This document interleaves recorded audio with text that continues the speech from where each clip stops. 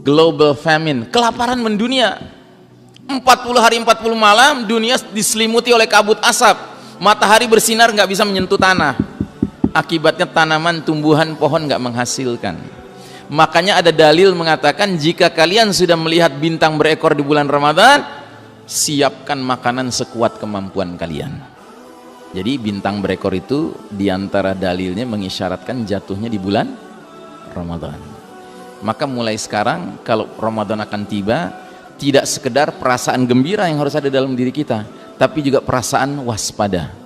Jangan-jangan Ramadan ini jatuhnya bintang berekor. Kita tidak tahu kapan jatuhnya, tetapi kalau melihat tanda demi tanda yang bermunculan, it seems to be very close. Kelihatannya sudah dekat sekali jadwalnya.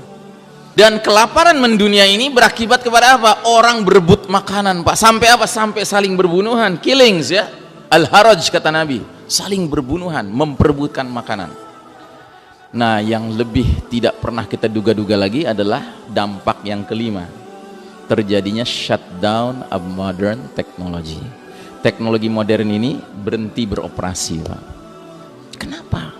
Ya karena batu besar jatuh dengan kecepatan tinggi, bergesekan dengan udara, tentu menimbulkan induksi besar-besaran.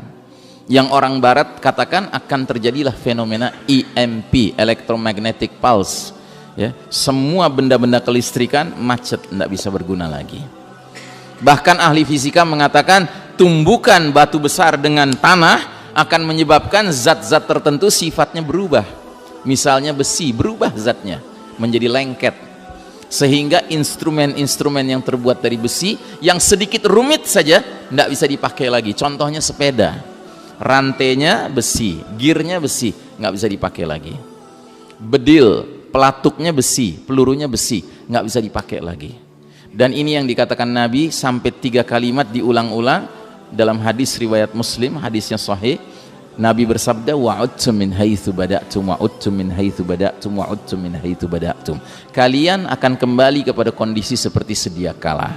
Kalian akan kembali kepada kondisi seperti sedia kala. Kalian akan kembali kepada kondisi seperti sedia kala. Sewaktu Nabi dahulu menyampaikan kepada para sahabat nggak ngerti.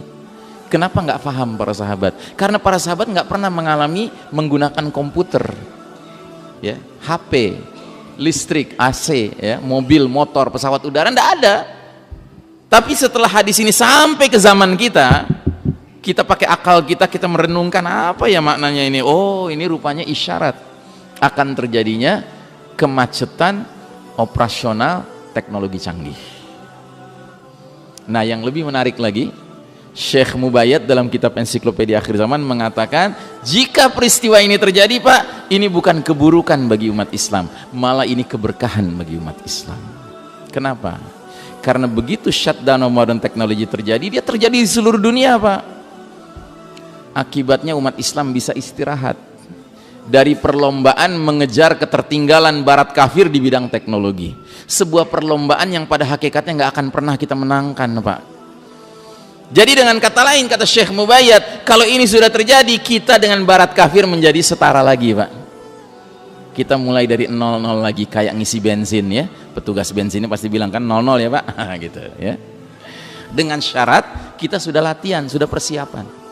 Persiapannya apa? Sederhana.